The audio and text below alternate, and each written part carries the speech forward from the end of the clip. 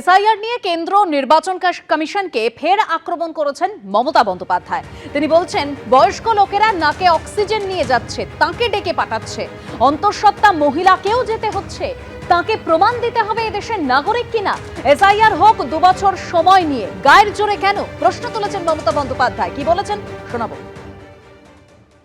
বয়স্ক লোকেরা নাকে অক্সিজেন নিয়ে যাচ্ছে, তাকে ডেকে পাঠাচ্ছে। 85 বছর বয়স, 90 বছর বয়স, কেউ প্রেগনেন্ট মহিলা, অন্তঃসত্ত্বা মহিলা, তার বেবি হবে, তাকে ডেকে নিয়ে যাচ্ছ। তাকে এতদিন বাদে এদেশে থেকে প্রমাণ করতে হবে সে এদেশের ভোটার কিনা, সে এদেশের নাগরিক কিনা। সারা গলায় তো এক গাদা কার্ড ঝুলিয়েছ। আধার কার্ড কে করেছিল? Government of India. আজকে জিজ্ঞেস করুন, ভোটার নাম উঠবে, আধার? No sir. সার্টিফিকেট প্রমাণ হবে? No sir. ভোটার নামটা বাদ যাবে? Yes sir.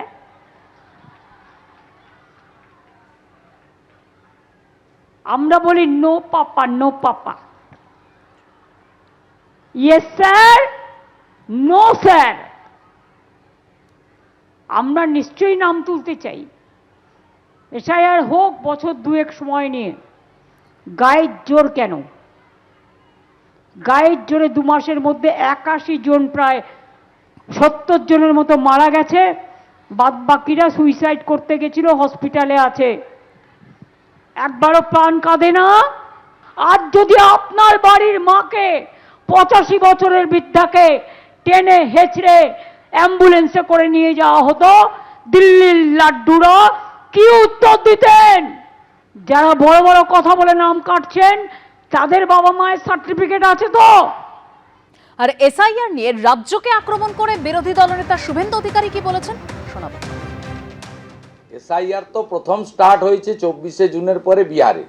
দেশে এসআইআর চালু হয়েছে 24শে জুন। ফেজ ওয়াইজ হচ্ছে। ফার্স্ট হয়ে গেছে বিহারে। বিহারে এরাই বলেছিল এই ভোটার লিস্টে লড়বো না, তারাই তো লড়েছেন, গোহারান হেরেছেন, তারপর তো মুখ বন্ধ। সুপ্রিম কোর্টে শুধু বিহারের আরজেডি নেতারা যাননি, আপনি মহুয়া মৈত্র মাননীয় সাংসদকেও পাঠিয়েছিলেন। আপনার সরকার, পশ্চিমবঙ্গ সরকার অযাচিতভাবে পার্টি হয়েছিল। সুপ্রিম কোর্টও তো আপনাদের কথা শোনেননি। আপনি নয় ইলেকশন কমিশনকে বিজেপির দালাল বলবেন, বিজেপির পশ্চিমবঙ্গের নেতাদের বলবেন দিল্লির বাবুদের কথাই চলে, সে বলতে আপনি পারেন। কিন্তু সুপ্রিম কোর্টে আপনি যে গেছিলেন তার পরিণতি কি হলো, এটা বাংলা পশ্চিমবঙ্গে জানতে চাই। তো মমতা ব্যানার্জির উচিত যে তিনি যে কথাগুলো গরম করছেন বাজারে, এই তথ্য নিয়ে সুপ্রিম কোর্টে চলে যাও। যে দিল্লির কথায় নাম কেটেছে, বৈধ ভারতীয় নাম কেটেছে, সুপ্রিম কোর্টে তো মামলা ক্লোজ হয়নি, পেন্ডিং রয়েছে। সুপ্রিম কোর্ট বলে দিবে যে এই 6 লক্ষ নাম জেনুইন পাওয়া গেছে, আপনাকে তুলতে হবে। আর মুখ্য নির্বাচন কমিশনারকে মমতা বন্দ্যোপাধ্যায় তিনি ফের চিঠি দিয়েছেন। রাজ্যে অবিলম্বে স্থগিত করে দেওয়া হোক এসআইআর প্রক্রিয়া, এই মর্মেই চিঠি দিয়েছেন মুখ্যমন্ত্রী মমতা বন্দ্যোপাধ্যায় জ্ঞানেশ কুমারকে। আর সেই চিঠির এবার পাল্টা চিঠি দিলেন বিরোধী দলনেতা শুভেন্দু অধিকারী। এসআইআর নিয়ে ওর যাবতীয় উদ্বেগ খাঁটি কল্পনা প্রসূত। এসআইআর নিয়ে মরিয়া হয়ে একের পর এক মিথ্যা বলছেন মমতা বন্দ্যোপাধ্যায়। জ্ঞানেশ কুমারকে চিঠি দিয়েছেন শুভেন্দু অধিকারী। আসল কথা হলো, কমিশনের অভিযানে আলো পড়েছে তৃণমূলের, কংগ্রেসের ডার্টি সিক্রেটসে। সামনে আসছে ভুয়ো ভোটার, মৃত ভোটার এবং অনুপ্রবেশ। বছরের পর বছর ধরে ভোটের রিগিং করতে এসব রক্ষা করেছে তৃণমূল কংগ্রেস। বোঝাই যাচ্ছে 2026-এর স্বপ্নে পেরেক পড়ছে বলেই আতঙ্কিত মমতা বন্দ্যোপাধ্যায়। জ্ঞানেশ কুমারকে লেখা চিঠিতে অভিযোগ করেছেন শুভেন্দু অধিকারী।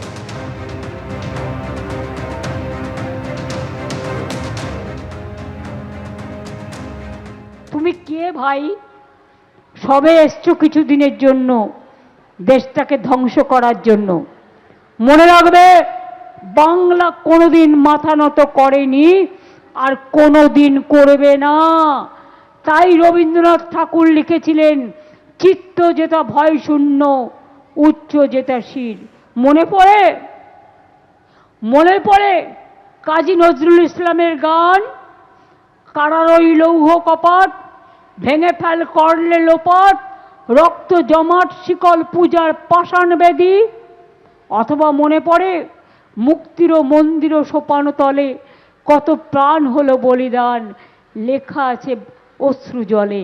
এটা বাংলার ইতিহাস, মনে রেখে দিও দিল্লির জমিদাররা, এটা ভালো করে মনে রেখে দিও আর কানে ভালো করে শুনো। রাজ্যের লিডার অফ দি হাউস অর্থাৎ মুখ্যমন্ত্রী, তিনি অসত্য বলে যে সাংবিধানিক সংস্থাকে বিভ্রান্ত করার চেষ্টা করলে সঠিক তথ্য এবং ওনার তোলা অভিযোগগুলি খণ্ডন করার ক্ষেত্রে কিছু তথ্য দিয়ে একটি সাংবিধানিক বডি ভারতবর্ষের নির্বাচন কমিশনকে দৃষ্টি আকর্ষণ করা এবং মুখ্যমন্ত্রী মিথ্যাচারটাকে প্রকাশ্যে আনার দায়িত্বটা বিরোধী দলনেতার।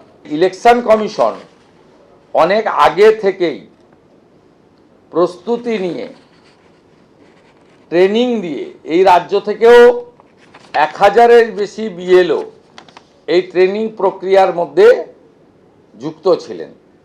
উনি আইপ্যাককে লাগিয়ে হঠাৎ করে একটা 60 বছর 62 বছরের লোককে এখন বার্থ সার্টিফিকেট দিতে চাইছেন। উনি হঠাৎ করে ডোমিসাইল সার্টিফিকেট দিচ্ছেন। ডোমিসাইল সার্টিফিকেট 10 বছর না হলে সে সার্টিফিকেট অ্যাকসেপ্টেড নয়। ইলেকশন কমিশনের সফটওয়্যার এত আপডেটেড, ওরা এআই ফটো স্ক্যান লাগিয়েছে। আপনার ভুয়া বার্থ সার্টিফিকেটগুলো বিএলওরা এবং ইআরওরা আপলোড করছে ডিওদের কাছে, ওরা রিজেক্ট হচ্ছে। ওবিসি নিয়ে সুপ্রিম কোর্টের যে জাজমেন্ট রয়েছে, কাট অফ ডেট রয়েছে, সাল রয়েছে, তারপরে যদি আপনি সবাইকে ওবিসি করতে আরম্ভ করেন, ওবিসি কারা হবে তো ওবিসি কমিশন এবং ভারতবর্ষের পার্লামেন্ট বলে দিয়েছে, কিন্তু আপনি সবাইকে দিয়ে দিতে চাইছেন। 98% মুসলিম জনগোষ্ঠীকে দিয়ে দিতে চাইছেন ওবিসি সার্টিফিকেট। এবিপি আনন্দ, এগিয়ে থাকে, এগিয়ে রাখে।